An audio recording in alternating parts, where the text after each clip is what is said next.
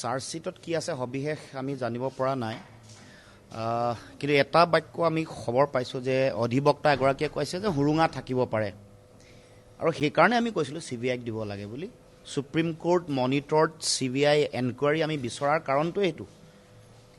অৱশ্যে আমি চাৰ্জশ্বিটখন পৰা চাব পোৱা নাই, আৰু চাৰ্জশ্বিটৰ পিছত এতিয়া আৰু কিছুমান নিউজ আহিছে যে পৰৱৰ্তী দিনসমূহত BNSৰ 103 লগাইছে, হত্যাৰ কাৰণে সকলোকে অভিযুক্ত কৰিছে, আৰু তেওঁলোকৰ যিসকল পৰিয়াল আছে তেওঁলোকে এতিয়া অধিবক্তা বিচাৰিছে।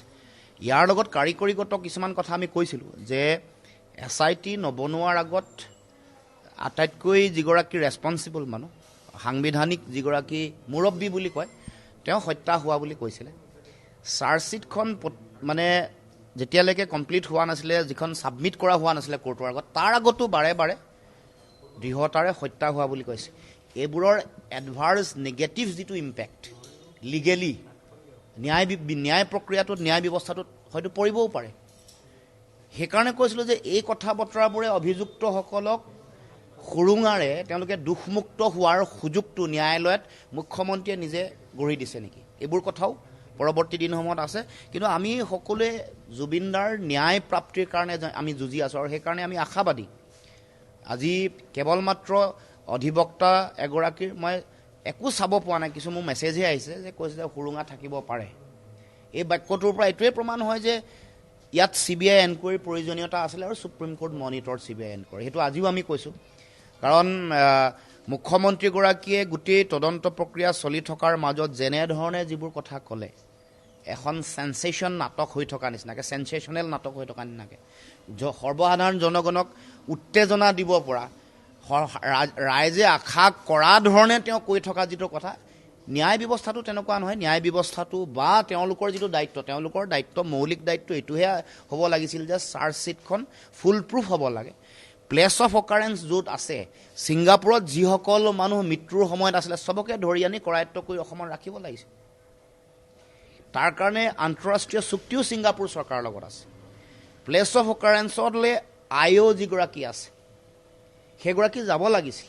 এই নোযোৱাৰ কাৰণবোৰ কি হ'ব আমি পৰৱৰ্তী দিনত পৰ্যালোচনা কৰিম, কিন্তু আমাৰ মৌলিক বিষয়টোৱে হ'ব যে জুবিনদাৰ ন্যায়, মৃত্যু বা মুখ্যমন্ত্ৰীৰ ভাষাত যিটো হত্যা, এই হত্যাৰ ন্যায় পাব লাগিব। মুখ্যমন্ত্ৰীয়ে 8 বছৰ আগৰ পৰা এই কথাবোৰ জনা বুলি কৈছে। 5 বছৰ, প্ৰায় 5 বছৰ তেওঁ মুখ্যমন্ত্ৰীয়ে হ'ল, গতিকে তেওঁৰো নিশ্চয় দায়িত্ব আছে।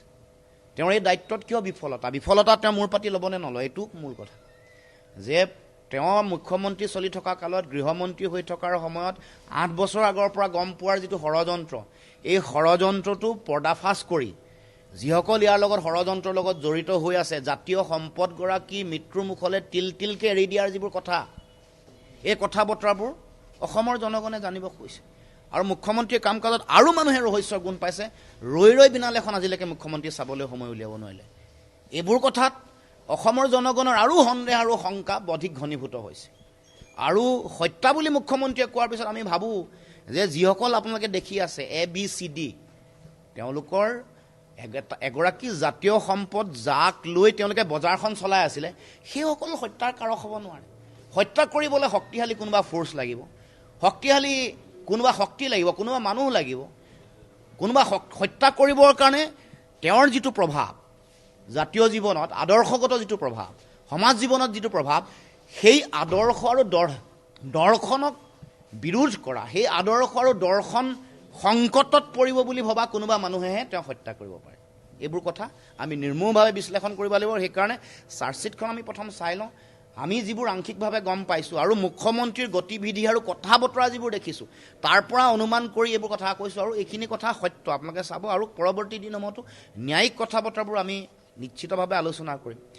যদি এটা সময়ত আমি কৈছিলোঁ যে নীলা হোৱা বুলি কৈছে, তেওঁৰ শৰীৰ নীলা হোৱা, তেওঁৰ আঙুলি নীলা হোৱা, যিবোৰ প্ৰয়োজন আছে, যিবোৰ পৰৱৰ্তী দিনসমূহৰ এনকুৱাৰীৰ কাৰণে, চাইণ্টিফিক এনকুৱাৰীৰ কাৰণে তেওঁৰ লেডৰ উপস্থিতিত হ'ব পাৰে, হাড়ৰ চেম্পুল ৰাখিছেনে নাই ৰখা, ব্লাডৰ চেম্পুল পৰৱৰ্তী দিনসমূহত, কাৰণ যিবোৰ কথা বতৰা যিবোৰ আহিছিলে সেইবোৰৰ কাৰণে এই কথা বতৰাবোৰ কি হ'ল, এইবোৰৰ বিশ্লেষণ হৈছে নাই, সেইবোৰ কথাও পৰৱৰ্তী দিনসমূহত চোৱাৰ প্ৰয়োজনীয়তা থাকিব।